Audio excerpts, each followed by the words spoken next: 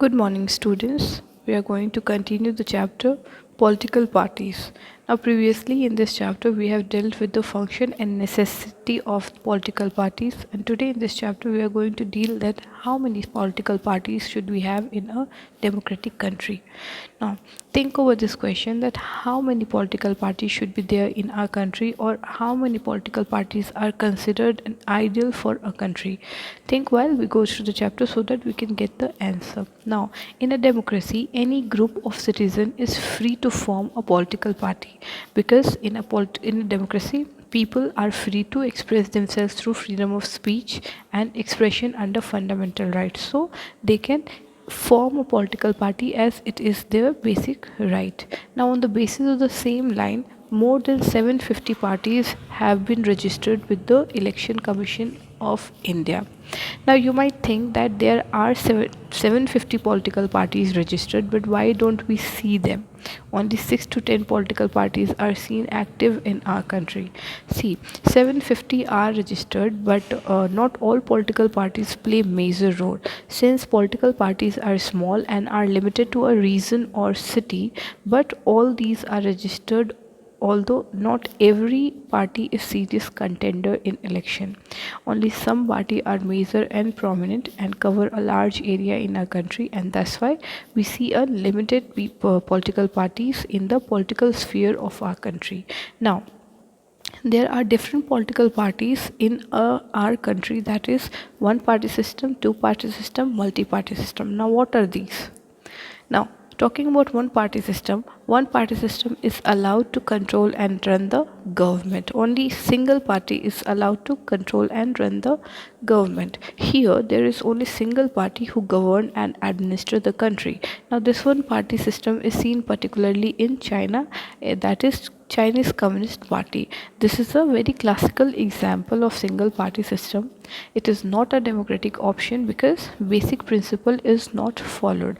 Now, what is basic principle of democracy? It is that two or more parties should be there so that people have option to choose from. But in China, either you like it or not, government formed will be of Communist Party only. Moving forward, two party system. Now, in this, there is chances of winning between two main parties. This does not mean that there is no other parties. There are smaller supporting parties who somehow work under larger political parties. But basically, only two main parties have serious chance of winning majority of seats to form government. Now, this system is seen particularly in two countries, that is US and UK. UK, Republican Party and Democratic Party, whereas UK, Labour Party and Conservative Party are the main parties. Now, whether the system will be democratic or not, yes, it will be, as people have option to choose between two parties. So it follows the basic principle of democracy, so it will be a democratic country. Now, moving forward, last one, that is multi-party system. Here, more than two parties compete for power. In multi-party system, coalition government is also observed. That is, if any single party does not get majority of votes, then it forms group with other parties or join hands for purpose of contesting and winning. That is called alliance or a front.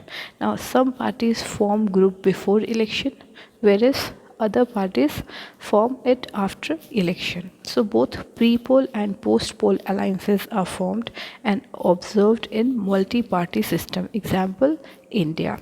Now, in India, we see NDA, UPA, and Left Front as alliances, as coalition government. And as I said, coalition government could be formed pre-poll or post-poll. So, National Democratic Alliance is a group or some parties where BJP is the prominent party. UPA, when we talk about UPA, United Progressive Alliance, so here Congress is as prominent party. Left Front is seen in Bengal side. So this party system is seen in India. Now, we have discussed all the three types of party system. Now tell me which party system is best suitable for our country, or which system is best. So this question is not suitable as we cannot decide it generally that which party system is best. It depends on some factors like it varies from country to country, region to region, or state to state, that which party system should be adopted. For example, in India there is a lot of diversity and it is not possible to express this diversity through single party or two party, as it would not get proper representation.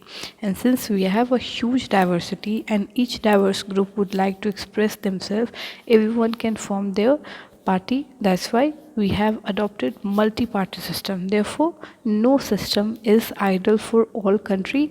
It depends on different various factors of the country, that which party system it will adopt. Now, where in China, now why this is seen? See, in China there is a single party, as the ethnic group in China is homogeneous. That was Hans group was there.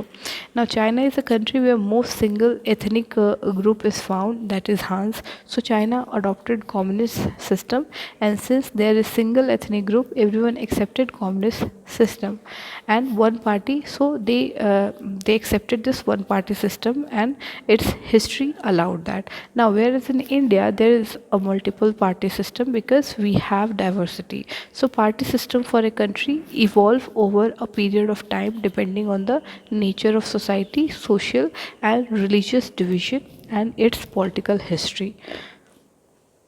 So thank you and have a nice day.